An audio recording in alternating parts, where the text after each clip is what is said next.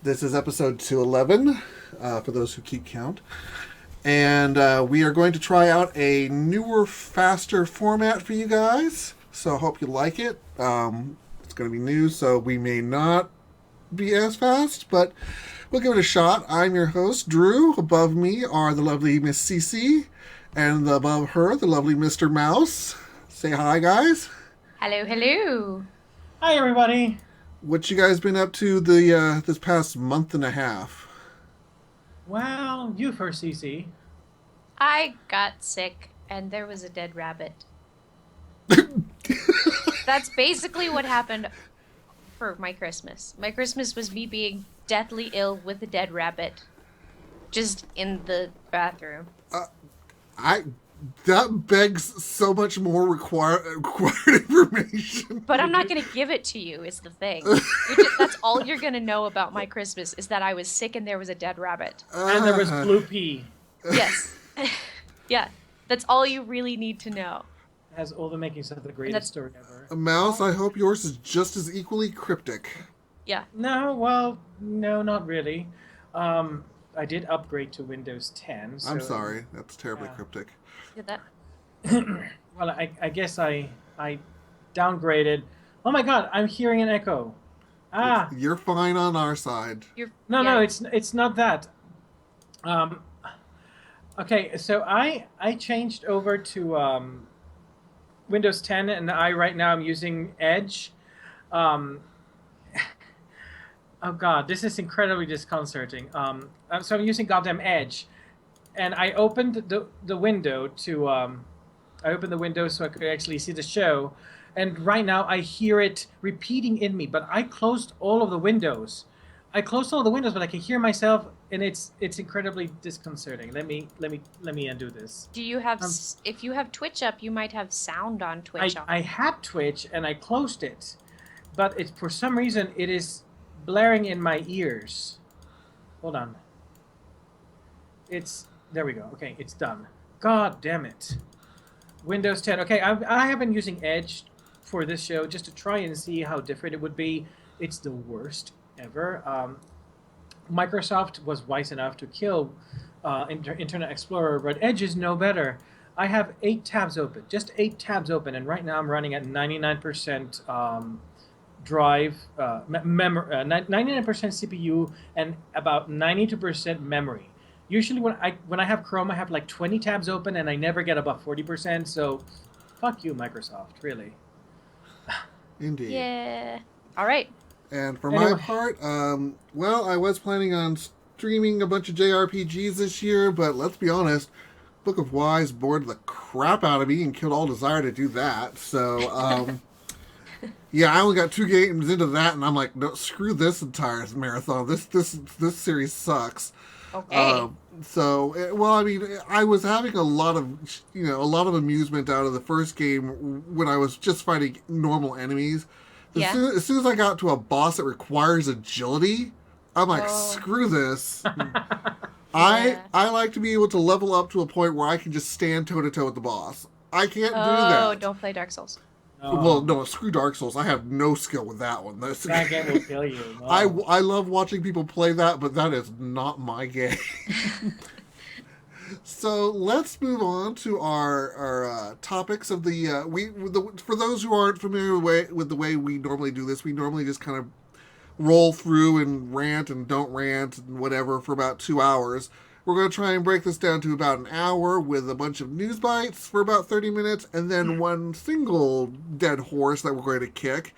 Over and over and over. Over and over again. And hopefully this will be the last time we kick this particular dead horse, at least until the movie comes out. Or until new information is revealed. Yeah, I don't know how much more they can do. But anyways, so let me get, because I haven't run this thing in a while. So let's start off with our news bites.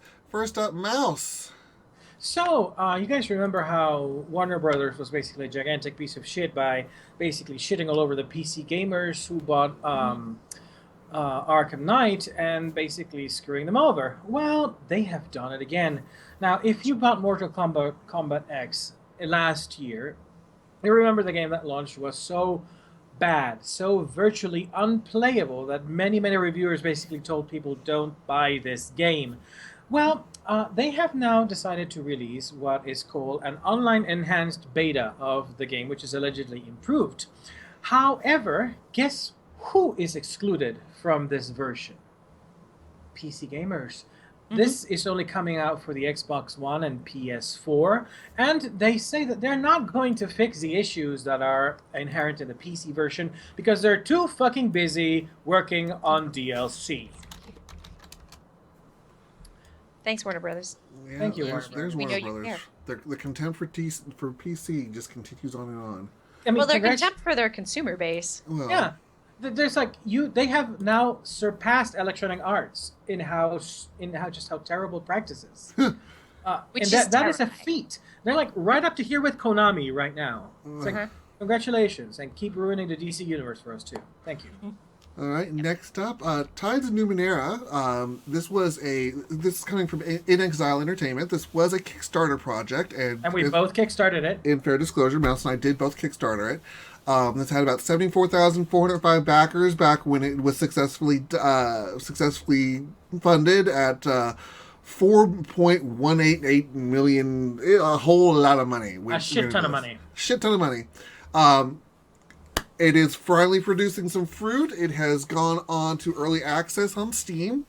So for those who didn't get a chance to financially fund it, there's your chance right there. Go ahead and take a look at it. Looks beautiful. We did take a look at it briefly last year when they had some release of the early alpha gameplay. So please go out there, see what throw some money at these people, because this is the legacy of Planescape Torment, and it takes place in Monty Cook's Numenera world, which, in fair disclosure, I have the game books behind me too. So, hey, I can't wait for this to actually be released for those of us who financially supported it. So, It looked great too. good I job, can't wait. guys. I didn't kickstart it to the level where I could get my hands on the beta, but salivating just looking at the screens. This is the one I spent the most money on. So, yeah. Mine was Hero U, and Don Bluth one. Okay, next up, Mouse. Oops. So, as you guys know, I love good old games. They always seem to do the right thing, even if they are very slow in doing it. You know, they were working on their client for ages. Steam had its client. GOG was still, manual download until last year. And the client had a few bugs, but they got those fixed. Well, now GOG.com is actually doing early access games, but the way Steam should have done it. Instead of the giant stream of diarrhea that Steam has, because they currently have no quality control, GOG is actually giving you hand-picked games from developers they believe they can stand behind, and giving you those games that you can buy online. And they have a 14-day no questions asked refund policy. Right now, the games out there are Starbound, which is a game that I kickstarted, and I have actually been very pleased with the development. Ashes of Singularity, Project Zomboid, TerraTech, and the Curious Expedition. Now, there are some questions that have a good foundation from the customer base, and they're asking GOG what will they do if, for example, a game is abandoned, like Peter Molyneux's Gotus or Towns. Will they issue refunds? GOG has not yet replied, but I will keep you guys updated on what the reply is as soon as they do. Next up, we do have a lot of news regarding a bunch of ports coming over. First up, Tales of Symphonia will be available. It's currently available for pre-purchase on Steam at $19.99, if I recall correctly. This is the PC port of the PS3 port of the original GameCube game. It will be available officially on 2/1/16. So for anyone who's interested in that, I know it's on my wish list, so I will be grabbing that as quickly as I can. Next up, we also have another classic game coming over to the PlayStation Portable port. Sorry, the PlayStation Portable port of Breath of Fire is going to make its North American debut on the PlayStation Store. It'll cost about $9.99. That is $9.99 once it's available for digital download. And this is a game I really do want to see because it's one of the classics. And specifically, I believe it's Breath of Fire 3. Yes, I said. Didn't I say 3? I think you left the 3 off of there. Oh well, it's the third one. It's the good one. Not that the other ones aren't good, but this is a really good one. All right, and next up. Oh yes, we also have Final Fantasy Tactics Advance coming to Nintendo Virtual Console. Some people are a little bit worried about that because they actually say, well, why can't we have them on the DS? Because, it was a Game Boy Advance game, but whatever. It is going to cost $8 US, and it supports off TV play. It arrived on the Virtual Console January 28th, which was 2 days ago. So you go and check that out because this was one of the best games I played for the Final Fantasy Tactics era. All right, and aside from ports, CC, you've got some news in the Warhammer universe? Yes, I do. Well, first of all is Blood Bowl has got some new miniatures. Now, we've talked a little bit about Dreadball, which is Mantic Games' cheap version of Blood Bowl, because Blood Bowl wasn't really a thing so much recently, but they are re-releasing the game, and they're going to come out with a bunch of new miniatures, and they look awesome. It's from the GW's new specialist design studio. Some of you may have some bells ringing with that name, and yes, it's basically the same idea as before. So, it looks really good. The new models are very clean, they're very sleek. I'm a fan of them, they look really nice. I just hope that they're not going to break the bank, So we're going to see how Blood Bowl goes. Now, next is Battlefleet Gothic Armada. It's going to be pretty awesome. They're bringing back the Gothic Armada stuff. It seems like GW's bringing back a lot of older games, which is really exciting for me because when I was a little kid, I remember watching the Gothic Armada figures and being like, "They're so pretty. Can I touch them?" No, you'll break them. Darn it! But But I'm excited. They're bringing back a lot of this stuff, and everything looks really good. So good job, GW. I'm super excited about what they're doing. And on the digital side of GW, Warhammer 40K's Eternal Crusade. Some people have called that the new Warhammer 40K MMO. This isn't so much as an MMO, but it's more because it's not an MMORPG. It is MMO, but it's kind of like Battlefleet Battlefield. Star Wars Battlefront. That's the one. Something revolving battle. The word battle thing. Yeah, it's going to be very play-wise. It looks very similar to Battlefront. So far, the reviews are kind of iffy, but it's also only in early access. So we're going to see how things are going. They say the game has a lot of potential. We're going to see how they go. So hopefully that's going to be, fingers crossed, it's going to be good. But I have my hopes up. Yeah. All right. And next up in news of new things coming, Song of the Deep. This is coming from Insomniac Games, for those who are familiar with them. This is supposed to be a side-scroller. It's underwater themed. Metroidvania style action adventure. They have some gameplay video up showing you running around in...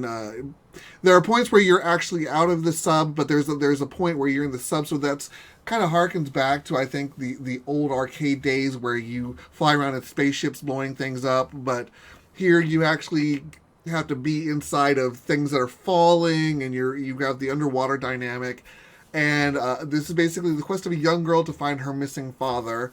But basically, the whole idea of this game is that you can overcome adversity just by pushing through. So I'm kind of excited to see how this plays out. Next up, for those who have watched my channel, you will know my long-standing love-hate relationship with Age of Conan, and the grind fest that it is. Funcom was late to come to the MMO genre with Age of Conan, and they are... And the Secret World. They also did the Secret World. Yes, yeah. That too, although Secret World is pushing through in some ways, but now they're trying to capitalize on a 2013 craze in that they are introducing Conan Exiles, which is a multiplayer open world survival game set in the very famous fantasy barbarian world.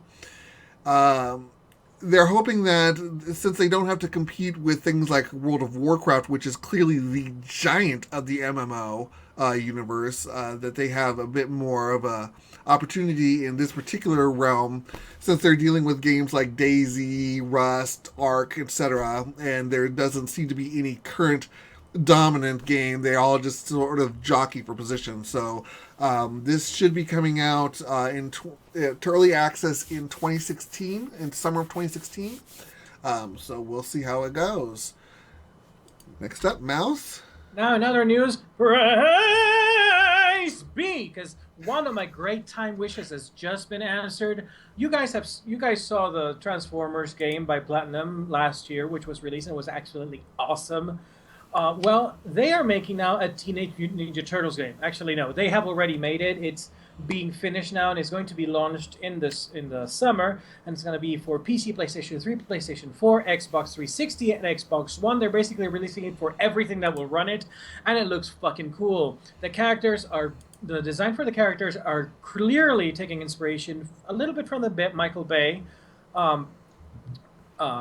movie, if you could call it that, but more heavily on the actual comics, and they look great. They got Bebop and Rocksteady, you got the Foot Clan, there's co-op, there's solo player. It's all I could ask for. Now there's only 2 more wishes left for Platinum to do. I want them to do a Thundercats game, and I want them to do a Teen Titans game. So... Well, so far they're capitalizing on the 1980s cartoons. I don't know how Teen Titans will fit in there, but... Well, we'll talk about that later. They'll have to come forward in the time frame that they're focusing on.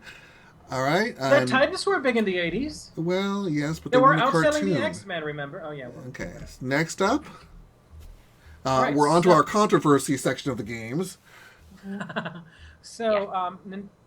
This particular game, the Fire Emblem's Fates, the Western localization. Well, we found out that there's a certain controversial scene that's being cut out, and that in this particular scene, a lesbian character is I'm not going to beat about the bush. She gets roofied. Literally gets roofied. And then because of the effects of the drug, she then likes men. Well, what you're leaving out is that your character can roofie her to make her suddenly straight. Yeah, that's the scene. The whole premise is that the character is a lesbian, and this particular drug allows her to see men as women and women as men, so that your male protagonist can get her to express her feelings towards him, and then after the drug wears off, she suddenly likes him. Yeah. Mm-hmm. Even though she sees him as a guy. Yeah. This didn't need to be in the original game, and all I can say is this: it wasn't the original game because Japan. What the fuck? Yeah. And I am actually glad that Nintendo's taking this out. However, I don't think it. They're not taking it out because they think it's bad. They just think it wouldn't fly in the U.S. and they don't want to get into any trouble. But seriously, what the fuck? Why the fuck was this in the first place in the game? Yeah, that's just disturbing. All right, next up, Five Nights at Freddy World. I promised I would never talk about this again, but somehow Scott Cawthon, the creator, has made it newsworthy one more time. Even though he released this a month earlier, he has this weird habit of releasing games a month earlier than planned. I don't know why he does this. But even though he can go to the other developers and go, nah. I think, honestly, I think he does do it to pick on Matt Pat over at Game Theorist. But he released this a month earlier than planned, and while it has received a very positive rating on Steam, basically with an 87% rating last time I checked, he wasn't satisfied with some of the comments that he was getting, and has, as a result, pulled it from Steam. And is going to be completely redoing parts of it, including creating a completely 3D overworld, which, for those who are familiar with it, it was more of a flat, two-dimensional, sort of a retro style, because that was how the video games were in actual Five Nights at Freddy's. That the parts that actually told the storyline. But he's decided he's going to come back, redo that entire section, redo some points that were kind of overlooked. And he will be re-releasing it at a later date, presumably in 2016, but he will be re-releasing it for free. He has, in fact, asked Steam to completely refund everybody who paid money for it. Steam cannot currently do that because their system obviously only goes back to the current 14 days. But since he's asked for it, more than likely they will be implementing some sort of feature to allow them to completely refund all the money that was paid for it. So this is clearly not going to be financially harming him in any way because the financial success of the Five Nights at Freddy franchise. But hey, Warner Brothers and others, you should be taking a look. Yeah, take a look. And paying attention to the way things are done. I mean, it is a loss for him to release a game and then to have to pull it back off the Steam storefront. So it does hurt him financially. It doesn't kill him. Yeah. It doesn't cripple him. But I would hesitate to say that it doesn't hurt him. And I would say it gives him cred. I think that the financial strike, the financial hurt he's taking, is actually it's offset by the goodwill that he's generating. So people will be more likely to buy any future games that he makes, knowing that he will actually own up for his fuck ups. Yes. Mm-hmm. And I was, the funny thing is I was looking at some of the comments on this, and I'll make this quick. People were praising him, and then people were going, "Why are we praising this? This should be the way it should be done." And I'm like going, "Well, yeah, it is the way it should be done. It should be the way. Because it's not, we have to praise him for it." Yeah. It's like, oh, so you didn't like the product you released and you're going to take it off, refund it for everyone. That's the way it should be done. That's the way you build faith with your users. And speaking of getting trust with your users. Yes. Oops, why does my button never work when I want it to? There we go. Speaking of trust, EA. Electronic Arts is on a journey to regain the trust of the PC gamer this year. That's going to be a long way to go. I mean, considering the failures of things such as SimCity, I mean, EA has a tall mountain to climb here. They killed Ultima. That's unforgivable. Well, yes. On top of all of this, I mean, they're not going to even be at E3 show floor. They are, in fact, going to be focusing on their own EA Play event. It's the corner of shame. Which will be going on at the same time, June 12th through the 14th at Club Nokia, which is, I guess, going to be literally just around the corner from E3. I don't know. They were. I mean, this is a company that was literally voted the worst company in America twice. That's before Warner Brothers. So. Well, I don't know if Warner Brothers has been voted that yet or not, but. I mean, this is a company that literally has been on par with Konami in terms of worst places to work. So... Konami is EA's animal spirit. Yes. Konami is what EA has aspired in the past to be, and let's hope... I'm going to give them, my hope. I wish you all the luck. If you're honest, do it. Don't just say the words, but do it. But next up, more disappointment in the game realm. Mighty Number 9 has been delayed for a third time. This is yet another blight on the one of the spiritual successors to Mega Man. Red Ash being the other blight. And this is after Inafune promised there wouldn't be any more delays. So. I mean, it's kind of hard to promise that there won't be any delays. So in this case, it's like don't promise things that you can't. Do not be Peter Molyneux.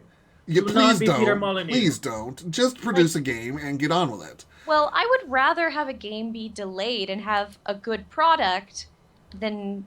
But at this point, if it's been delayed this much and there's not really a sign that it's getting better, so. Well, I mean, quite honestly, don't give us a date. Yeah. Just say, it's in progress, and here's where we are. Be like Apple. It'll be ready when it's fucking ready. Yeah. Yep.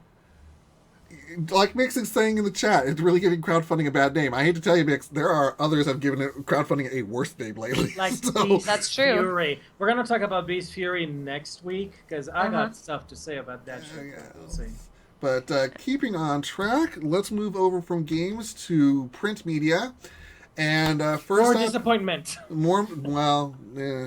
DC. Again, those who are familiar with our show will be familiar with our love-hate relationship with DC. I am a DC fan. He's a DC fan, and right now DC is they're making it very hard. Right now, DC is land of disdain for me. DC's, they've had their New 52, then they had Flash. I'm doing it all backwards, but all backwards. Convergence, and then now they're DCU. having a thing called Rebirth. And they might as well refer to it as Afterbirth, because that's... Hey, that was my line. Okay, fine. Well, you could say it next time.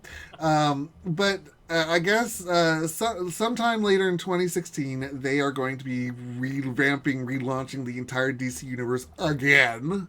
To be more in line with the cinematic universe, apparently. And, Which yes. sounds like such a good idea. Well, depending on the cinematic universe. If they're talking about the TV shows, great. If they're talking about cinematic. If they're talking about the actual movies, I'm going to cry. But basically, all of the New 52 books are going to be canceled. So, for everyone who's talking about, I'm sorry, Mouse, for those who have been wanting Pac to come in and save Teen Titans, I don't know why they would bother. Because the entire thing is being thrown out. Well, no, Pac is coming in as a new team that's going to take care of it. Yes, is he going to be starting with Rebirth? As far as I understand it, he's keeping the same lineup for the team. That is what he has said. So who knows if he's going to start with the team and just give them a new origin story that actually gives the team a reason. Yeah, and if that's the case, I'm fine with it. I have no problem. If he wants to keep the same lineup and give them a new origin, great, perfect, done. Yeah. But if he's coming in where they are now and going and just continuing it for like 2 or 3 issues, I'm like, why do I care? Well, Pac is scheduled all the way through the fall, so but anyways, just for those who are, plan on several one-start. There's not going to be a mini-series that starts this up. They're basically going to be starting with brand new numbers again. Which is a nightmare for those of us who collect. Because Marvel did it after, Secret Wars, so... Yeah, whatever.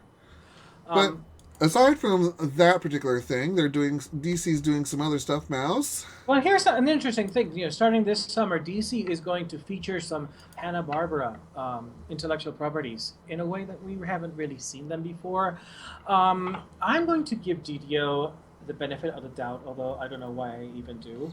But it actually seems like an interesting experiment. So we're going to have epic adventures, as he calls it, with Johnny Quest and Space Ghost. You're going to have, he says, a scary, dangerous world in wacky racelands, because that's what you think about when you think about wacky racelands. And there's also Scooby Apocalypse, which is Scooby-Doo in a post-nuclear apocalypse setting. I'm going to be honest. I'm kind of excited about that one. And you're kind of what? I'm kind of excited about that one. I know I really shouldn't be, because it's just such a trope. No. Honestly, I still say that Shaggy in that one looks like Oliver Queen's cracked out cousin. Well, he's kind of like a hipster in that one, but hipsters are the hippies of today, so whatever. I'm actually interested in that one, and I'm kind of curious about where they're going to go with this. They're also putting on the Flintstones, and they're going to make it social comedy, like the Flintstones were back in the 50s. So we'll see. But the problem with the Flintstones one is that graphic they used to show it. It looks like the freaking movie. It kind of does. You see Fred Flintstone there, and it kind of looks like John Goodman. So I'm not sure, but we'll see how that turns out. They say that if these concepts are successful, they may explore some more Hanna-Barbera Hanna-Barbera IPs and not Barbara. They're Hannah and Barbara. That's it. They're Hanna-Barbera stand. It should be kind of like a lesbian Indigo Girls type duo, with Hanna-Barbera. Hannah and Barbara. But no, it's interesting, and I'd like them to see if they would take like Harvey Birdman and continue the whole attorney at law comedy thing that Cartoon Network came up with. just because. I don't know. I think Cartoon Network kind of owns the rights to that, but who knows? Yeah, True. that's and Hanna-Barbera are these old classic cartoons. Yeah. So it's a different company. Yeah. So. It's the same reason that I wouldn't expect Space Ghost to be the Space Ghost Coast to Coast version. Right. We will see Space Adventures with Space Ghost, and there's also the Herculoids coming on. So if you were a fan of those shows when you were a kid, or when they were doing There was, reruns, I think there was. They even had more than the Herculoids showing there. I don't remember who all they had. I was going through racking my brain, going, I know these guys, but I can't remember who they are. Well, in the no, actually, in the picture that they have the Herculoids and the Johnny Quest team. Well, I remember the Johnny Quest team, but it just seemed there were more. No, there's the Herculoids. You have the lizard with laser eyes, and then the two blob pigs. Believe me, I was a child when those were on. I know. Ooh, someone's dating himself. Because I'm the only person who will date myself. All right, now let's move on to the next segment because there's an opening. Up to the cinematic realm. Well, kind of. Yeah, the cinematic Semi-cinematic. Semi-cinematic. We have the Teen Titans and the Justice League making their the Teen Titans are actually making their animated debut in Teen Titans versus Justice League, or the other way around, whatever. No, Justice League versus Teen Titans. Yeah. Okay, so basically the plot is kind of lifted from the first Teen Titans plot back in the 80s, where they basically Raven assembled a team to fight Trigon, and at one point they fought the Justice League because the Justice League was being influenced by Trigon, and it's kind of the same thing here too. The lineup though has changed. They have Beast Boy, and actually the design looks good. It's not that stupid design from Teen Titans Go, so I'll give them that. They have Cyborg, which I like because Cyborg belongs with the Titans, not the Justice League. They have Starfire, which is cool, and they're actually using a variant that's kind of close to the Teen Titans animated show, so that's really cool. No metal bikini. But then we have Blue Beetle, the second Blue Beetle, whom I never liked. So I know there's well, they're kind of heavily borrowing from the Young Justice lineup. No. They're borrowing from the Titans, circa 2001, 2002, because Jaime Reyes in terms was of Blue Beetle animated, there. in terms of visual animation, they're pulling from Young Justice. And the Robin in this team is unfortunately Damian Wayne, whom I can't stand, but I know that he has a lot of fans out there. So we'll see how this animated special goes, because this will be actually the first time the Teen Titans will have made their debut in an animated movie. So we'll see. Well, I'm really a fan of the animated universe, so I feel confident that this is going to do pretty well. I can't wait for it. I mean, want it here. It'll be released in April, too. Yeah, and it's based off of all the classic stuff, like all the animated films are. So, I mean, quite honestly, considering I've been pacifying my need for these kind of cartoons by watching the recent Drek that is the Batman series. Oh gosh, poor thing. Yeah, that's just toy marketing gone wild. Anyways. Wait, you don't like the Batman? Not the recent, 90s? not the recent ones that have come out. Oh, okay. I okay. Like Monster Mayhem and something else. Yeah, no. Okay. I could rant on that all day. I'm not going to. Next up, Mouse. Speaking of rants. Well, it's talking about things that shouldn't happen. Apparently, Blade Runner 2 is scheduled to begin filming this summer, and I don't know why. This is a movie that should not have a sequel. This is a movie that is a self-contained story, and to just go into a sequel just really fucks everything up. If you remember, the movie ends with the interrogant whether Decker is actually a replicant or not, and is he going to die like Rachel. And so these morons are saying, well, we're going to address that in the next movie. No! The whole point of the ending of the movie is that it's never answered. Don't fuck with perfection, Hollywood. Yeah, yeah. This is a movie that does not need to happen. Period. For people who are not super familiar with Blade Runner, it would be like you know how at the end of Inception you're not really sure if he's in a dream or not? It would be like creating Inception 2, which answers the question, which would completely Then he ruin wakes up in the end. shower. Yeah, exactly. All right, No. so moving on, Cece. Oh, that's me. That's you. That is me. Yes, the new trailer for Suicide Squad.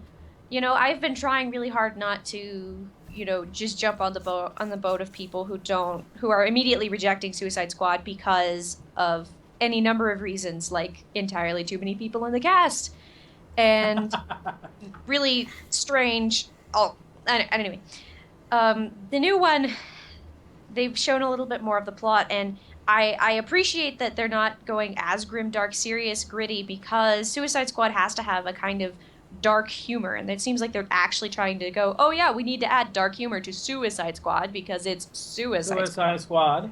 But, and I was really hopeful that Margot Robbie would be the shining star of the movie as a wonderful Harley Quinn, but and No. this is kind of a petty thing, but she doesn't have the accent. Well, she doesn't have the accent, and here's the thing: Harley, the character of Harley, she acts like a bubblehead and like an airhead. She's not. She's very smart, but she acts like a bubblehead and an airhead, and she doesn't act like a bitch. She has this very, flighty kind of thing. The character that we have seen in the in these trailers acts like a mean girl from California Mean Girls. Like, we're the bad guys. Duh. You can see her like an antagonist in Buffy the Vampire Slayer. That's not Harley Quinn. Yeah, I feel like they got the characterization for Harley Quinn wrong, and since they're basing their success of the movie on their Harley Quinn, I think it might be a really good movie, but I think for people who are fans of the comic books, they're going to have a hard time watching this. So we'll see if it's good or if we can still enjoy it, and it could be that they're advertising things strangely, or they're picking and choosing specific scenes to try to appeal to a quote-unquote broader audience or whatever. But yeah, the new Suicide Squad trailer, if you haven't seen it, look it up. They included clips of Bohemian Rhapsody in there, so a lot of people think that's very clever. So we'll see what it is, but this trailer made me a little wary. So up next, I wanted to mention the Star Wars The Force Awakens reaction, not by me, but the world's reaction. It has broken some of it has its own Wikipedia article, the list of box office records set by Star Wars The Force Awakens. It's pretty stunning. I was going to read this to you, but we would run out of time. Yeah. This is seriously, astonishing world record grossing, crazy stuff. It has beaten Avatar as their highest grossing film to date. Fastest film to gross 1 billion in 12 days. Worldwide stuff. In the US, it's the highest grossing film of all time, surpassing Avatar. Thank heavens. I'm sorry. And we're not talking Last Airbender here for those. No. Yeah. No, not We're talking Shyamalan. James Cameron here. Yeah. Yeah. And so it's got the fastest film to reach 150 million, 175 million, all these crazy stuff. It's stunning and amazing, and just look at the Wikipedia article. There's a one that's dedicated to it. It's terrifying to see how successful This is what made George Lucas repent. He had sold his the rights to Disney, and he said that he felt like he had sold his child to a white slaver. No, that's what he said. And no, honey, the reason this movie did so well is because you weren't involved. Yeah, he sold it to a white slaver who paid for the child to go to college. Yeah, exactly. Yeah. And my final little bit of news is Star Wars Land at Disney World / Disneyland. Now, I am the kid who didn't really go to Disney World. I think We're gonna fix that. Or Disneyland or anything. I think I don't even remember which one is which. One of them is in Florida. That'd be Disney World. So the awesome one. At one point, I wanted to go to Disney World when I was about 12, visiting my grandparents, but they did not want to go to Disney World. They wanted to go to Epcot, which is not really fun for a 12-year-old because you don't get the culture. You don't really understand why the cultural stuff is such a big deal. Sure, nowadays I go to Epcot and have a ton of fun. I just get drunk in Ireland, walk over to Mexico, and But especially after you watch the video of Walt Disney explaining what it would have been. Yeah, but I would just go around Epcot, trying all the alcoholic beverages from every country. But their Star Wars Land is gonna be stunning. I'm really excited about it. Like I said, I was never the kid who got excited about Disney World, Disneyland, but now I am. I have never understood the appeal of Disney World or Disneyland until I heard about Star Wars Land, and I said, okay, if everyone else is excited about, if everybody else is as passionate about the other Disney stuff as I am about Star Wars, I finally understand why people care. I'm just so excited about Star Wars Land. We'll go on a pilgrimage, and you'll get to see Disney World, and you'll understand. And then we'll go to Star Wars Land, and we'll have fun. Yes. So they have like Jedi training. They have the Star Wars launch bay. They have Hyperspace Mountain, which looks like their roller coaster, which I'm excited about. Star Tours, The Adventures Continue. Star Wars: The Path of the Jedi, which is a 10-minute film at Tomorrowland, and they have food and everything. I'm really excited about Star Wars Land. So, yeah. All right, now moving on to the final point of the day, and the dead horse we're going to whip it. Batman v Superman: Bomb of Justice. Okay, who wants to start with this? Well, we have 3 particular topics on this that have been announced. Let's start with the first one, in that the revelation that we already knew Lex Luthor wasn't the big baddie. So then it was and that revealed was Doomsday. Then we thought it was going to be Doomsday, and now not even Doomsday is the big baddie. There are rumors that Darkseid himself could be hinted at, even if he doesn't show up. Some of the promos have basically shown his symbol in the destroyed aftermath of various locations, meaning that he is either going to be in this or he is going to be the big baddie of Justice League movie. But basically, it's, hey, look, Thanos of the DC Universe is making an appearance. And I'm like, okay, seriously, let's cram every goddamn villain and hero and everything into this movie that really should have just been focusing on Batman and Superman. Because here's the thing, and oh god, and I'll talk about this later, but here's the thing, it's like if Iron Man had suddenly, if the first movie that Marvel launched for the whole cinematic cycle, Iron Man had suddenly a guest appearance by Thor, and then Scarlet Witch, and then you had not only who was the first villain? My God, it's been so Loki. long ago. Oh yeah, not only Loki, but also Red Skull, Thanos, and then maybe, I don't know, the Skrulls. And here's the only thing that's missing in this goddamn movie is Wendy Marvin and the Fantastic Twins, the Wonder Twins.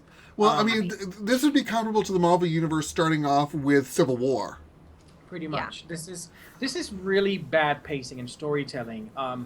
The reason we got to really experience these games, these movies, and really actually look forward to things like the Age of Ultron is because you had all of these other movies that told individual or smaller group stories about these characters, so that when we got the gigantic showdown, we knew who the fuck these people were. But this DC starting from that and hoping that seeds the rest of the DC universe, and that's not how it works.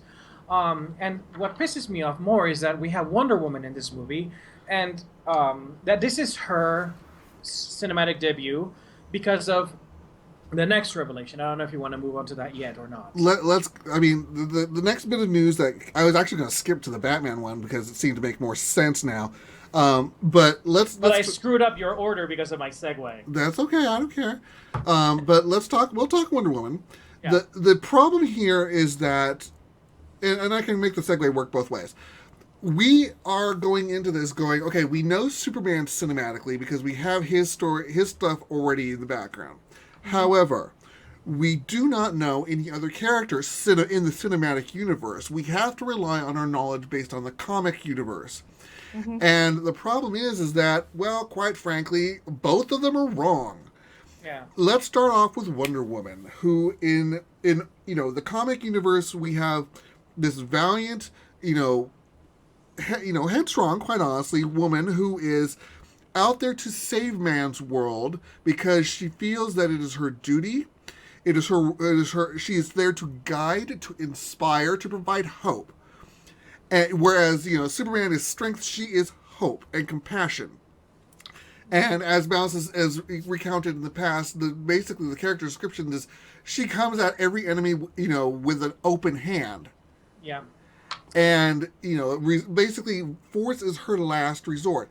Here we have a character now, based off of what we understand, that is world weary. She's retired. She's thousands of years old, and she has just given up on mankind.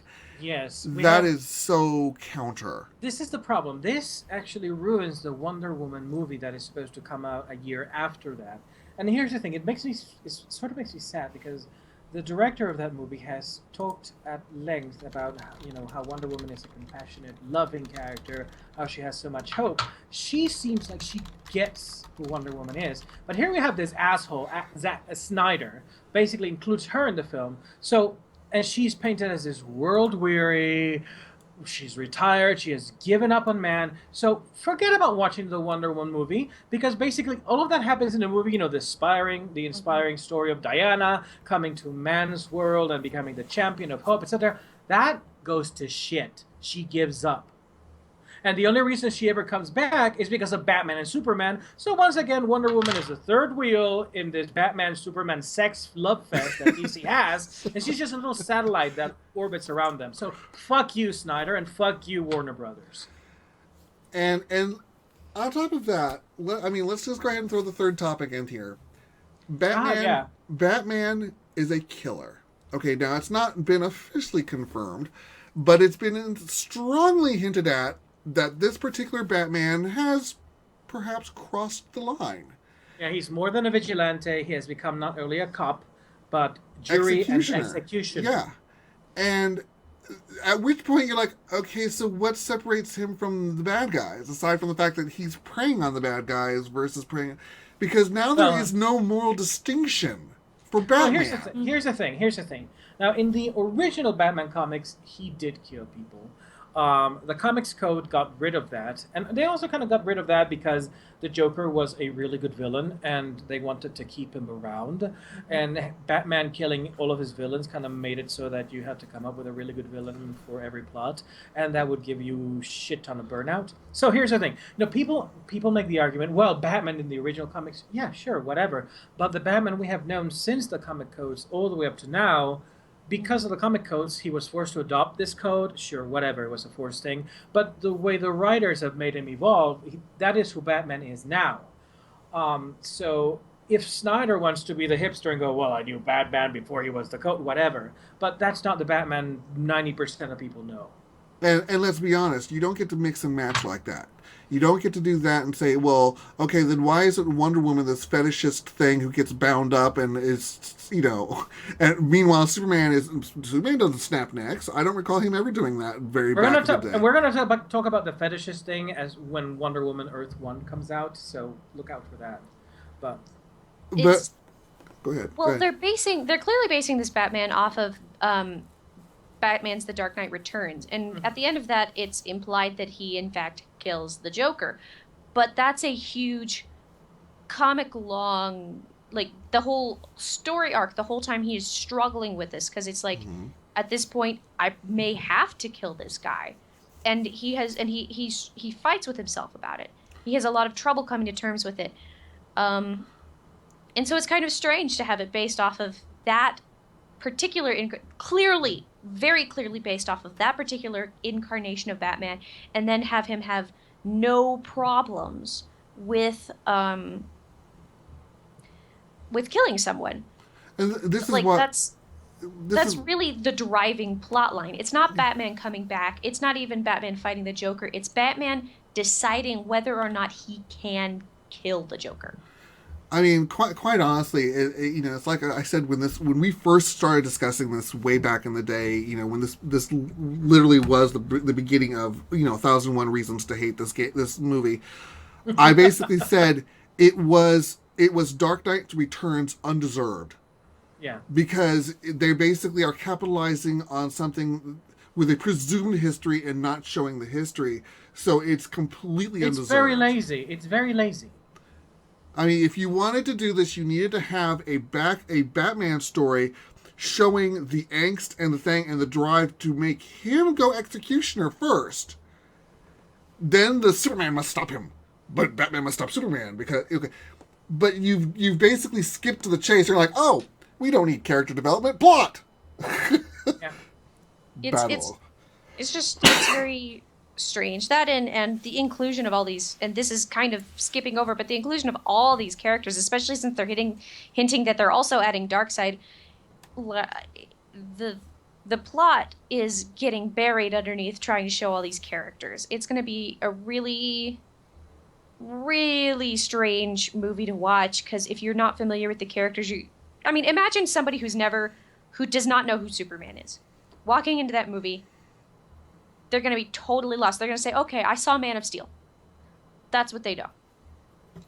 They come into this and they see Wonder Woman, like, who is this woman? She just jumped out of nowhere. Or who is this angsty bad guy? And they haven't established all these. And then suddenly, Darkseid, most people who don't read comic books don't know who Darkseid is. And here's the thing. People know Batman and Superman. And they know Wonder Woman is a superhero. But unless you're a fan of Wonder Woman or you read the comics, people don't have a fucking clue who Wonder Woman is, because the last time she was on screen was in the 70s with a really good portrayal by Linda Carter, even if the show was cheesy as hell. Oh, yeah. But DC since then has... Yeah. But since then, DC has been a fucking coward about actually doing anything about Wonder Woman. And so we now have a movie where she appears, but nobody knows who the fuck she is because her movie's not coming out until next year. So, come on. And then we end with the Justice League appearance, where we have Aquaman, Flash, possibly Green Lantern, and a bunch of other people showing in. And again, cinematically, skip the TV shows, because they've already established the TV shows are completely unrelated to the movie universe. Yep. Yeah. Cinematically, we have no idea who these people are, because the Green Lantern that will be shown is not the same as the Green Lantern previously. But that's what people will remember, right? How bad that movie was. But they'll be rebooting that. There has never been a Flash in the movies. Nope. Wonder Woman's, like I said, Wonder Woman's movie's not coming out until next year. Batman's movie will probably come out at the same time. The only person how are you going to make a movie about Batman, or even have him in the Justice League, if everything we keep hearing is that, he's close to retirement, he's just so world-weary, he's broken down. What the fuck? Is he going to be in a bat wheelchair for the Justice League movie? The thing is that now we've not only was Batman introduced as world-weary, now we have Wonder Woman as world-weary. It's like, all of them should be on fucking Prozac, because Superman is world-weary now, too. Well, the thing that gets me is I saw that thing about Wonder Woman being world weary, and I'm like going, and that's because humanity sucks. Which what kind of a story? It's like, then why do they bother saving it? Let Darkseid have the planet, for crying out loud. Yeah, seriously, it's crazy. Mankind sucks, therefore let it die. And this is why Marvel keeps winning, even though we have the current scandal that just happened. Yeah. Well, there's nothing inherently wrong with having these characters be world weary, but it makes a lot more sense to let us watch them become world weary. And you can talk about, compare it to Watchmen, which, though a wonderful comic, was not a very successful movie, because we don't have time to really get into the why they might be world weary. We just saw that we see this movie with so many characters coming in. We're just like, oh, everyone's tired. Who are you? I don't know. Why are you tired? I don't know. I'm just tired. It's a long bus ride. My my mother wore this outfit, so I'm tired. Yeah. So it's a little strange. And like I said, I'm a fan of Batman The Dark Knight Returns. I think it's a very interesting take on the character, and I think it's a wonderful fight that he has to fight. But it doesn't really make sense to have that incarnation played the way that they're playing it in this movie. I saw somebody, and I showed this to Mouse. Somebody had taken the first trailer and had made a complete mockery of it. Had super deformed the heads and put in. I laughed my ass off. I was like going, I swear, I wish this was the actual movie. Batman holding up a newspaper as he's about to be blasted by Doomsday. Yeah. They pull, Wonder Woman pulls down her the shield, and it's Machete's head, and it's hysterical. Yeah. I watched that and I'm going, I want this. This is the movie I want, because I will laugh until I pee. It's this movie. I understand what they're trying to go for. And it's true. We don't really need to work too hard to establish that Batman, for example, is world weary, because everybody knows Batman. The last Batman franchise, the Christopher Nolan Batman, like that last movie came out in not even 6 years ago. So it's not a huge. So the Batman being world weary is kind of like, well, I mean, I guess I don't like him killing because it doesn't make sense in the character, especially considering the material they're clearly basing this Batman Pulling on. from, yeah. But having everyone in there be world weary, it doesn't make a ton of sense. Yeah, of all the characters that could be World War, I'd be fine with Batman. I would like, okay, fine, I'll give you that one. Well, that's what he But does. Wonder Woman, really, the embodiment of hope and Yeah. no, that Yeah, that's a weird one. I mean, oh, okay, well, she's 5,000 years old and is just, she's just so sick of mankind. I'm like, well, then my ass would be back in Themyscira writing poetry if I were her. Yeah, pretty Well, much. And there's a point where if you have everyone be world weary, how do you differentiate between the characters' plot lines? Yeah, why? Yeah. Why bother? Why bother? Honestly, I want to see this. College Hubert did the whole therapy for superheroes comedy Yeah. series. I love that. if they're all going to be world weary, you might as well just start the goddamn movie with all three of them at like a psychologist's office. Yep. Yeah. So, anyways, there we are. We've kicked the horse. Mm-hmm. Now we're going to put the horse to rest for a while. Yep. For now, We are at the end of our hour. Yay, Yay. we actually did it, guys. We did How it. about Yay! that? We did it. that's So, our sexy, more compact, melts in your mouth, not in your hand, new format. if you're sucking on our podcast, stop it. But as Where- always, Delicious. there's I our missed something. I don't understand what's going on anymore. yeah, he was doing a candy combo. Anyways, so there's our subscription information. One day Mouse will actually give me the Geekamole information. So there's the Steel Phoenix stuff. You have it. No, I don't, because you never give it to me. I could go look for it. So if people go looking on Facebook, you'll find Geekamole. If you look on Twitter, you'll find it as well. But there's what we got for now. So thanks everyone for coming out. If you like what you see here, hit the magic follow buttons wherever you happen to be. Subscribe to us on YouTube, because we still need more people on YouTube. I need at least 50 so that I can change the name of the channel to be something easily remembered. So bring your friends out. We'll be back again next Saturday at 1 o'clock for another 1 hour session of geek things. If there is a topic that you think we should cover, another horse you want us to kick to death, then please comment and we will try and squeeze it in. Or general thoughts about the new format. Like, hey, do you like it? Do you not like it? Do you think we could improve on it some way? Just any kind of suggestions for how we can make the show a little more appealing to everyone. Anything else? That's good. Mouse? Goodbye. A bientôt.